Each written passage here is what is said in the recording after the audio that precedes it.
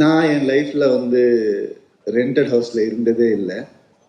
எப்பவுமே எனக்கு சொந்த வீடு தான் பிறந்ததுல இருந்தே. இப்போ நான் ரெண்டட் ஹவுஸ்ல இருக்கேன். ஸோ நிறைய ரிலேட் பண்ண முடிஞ்சது. கூடிய சீக்கிரம் எனக்கு இந்த படம் பார்த்து ஒரு பெரிய இன்ஸ்பிரேஷனாக இருந்தது. என் லைஃப்பை ரீலீவ் பண்ண மாதிரி இருந்துச்சு. என் லைஃப்பை லிவ் பண்ண போறேன்னு தோணுச்சு. இனிமேந்து நல்லபடியா ஒரு படம் அந்த ஒரு இன்ஸ்பிரேஷனை எல்லாருக்கும் கொடுத்தாலே போதும். அந்த இன்ஸ்பிரேஷனை இந்த படம் கொடுத்துருக்கு. ஐயா, உங்க பையனை செம்மையா வளர்த்துருக்கிறீங்க, வேற லெவல்.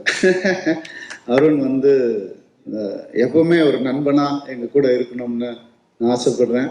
நான் உங்க கூட பெருசா பேசினது இல்லை. I'm glad that you are there next to him in his every step. I heard a lot about you. உட்கார்ந்துருக்கும் போது இதே மாதிரி நீங்க சிவசக்தி மாதிரி இருக்கணும்னு ஆசைப்படுறேன் என்னைக்குமே லைஃப்ல. All the best. யாரையாவது